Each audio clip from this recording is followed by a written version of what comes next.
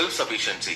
உங்க பேசிக் எக்ஸ்பென்சஸ் எல்லாத்தையுமே மீட் பண்ற அளவுக்கு ஃபர்ஸ்ட் உங்களோட இன்கம் இருக்கணும். இந்த லெவல ஃபர்ஸ்ட் அச்சீவ் பண்ணாதான் எந்த ஸ்ட்ரெஸ்ஸும் இல்லாம அடுத்து நம்ம லைஃப எப்படி இம்ப்ரூவ் பண்ணது அப்படின்னு யோசிக்கவே முடியும்.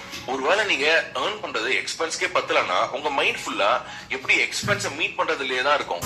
சோ இதை அச்சீவ் பண்ணாதான் அதுல இருந்து வெளியே வந்து ஃபியூச்சரை பத்தி திங்க் பண்ணவே முடியும். Level 3 breathing room. ஒன்ஸ் உங்க இமீடியட் நீட்ஸ் எல்லாம் மீட் பண்ணதும் அடுத்து ஒரு எமர்ஜென்சி ஃபண்ட கிரியேட் பண்ணணும். லைஃப் எப்பவும் நம்மளுக்கு பிடிச்ச மாதிரியே போகும் அப்படின்னு சொல்லவே முடியாது இல்ல. திடீர்னு ஒரு மெடிக்கல் எமர்ஜென்சி இல்ல ஒர்க்ல ப்ராப்ளம்னா ஒரு 2 to 3 மந்த்ஸ்க்கு நம்மளோட நீட்ஸ் மீட் பண்ணக்கூடிய மணி நம்ம கிட்ட இருக்கணும். அப்பதான் ஃப்ரீயா அடுத்து என்ன பண்றதுன்னு திங்க் பண்ண முடியும். Level 4 stability. அடுத்த 6 மாசத்துக்கான எக்ஸ்பென்சஸ் நீங்க சேவ் பண்ணிட்டீங்கன்னா இந்த லெவல்ல நீங்க அச்சீவ் பண்ணிட்டீங்கன்னு அர்த்தம். பிகாஸ் இப்போ உங்களுக்கு எந்த ஒரு கவலையும் இருக்காது. திடீர்னு உங்க ஒர்க் போயிடுச்சு அப்படின்னா அடுத்த 6 மாசத்துக்கான எக்ஸ்பென்சஸ்க்கு பிரச்சனையே இல்ல. ஃப்ரீயா அடுத்த ஜாபையும் தேட முடியும். So 6 months of expenses save பண்ணுங்க.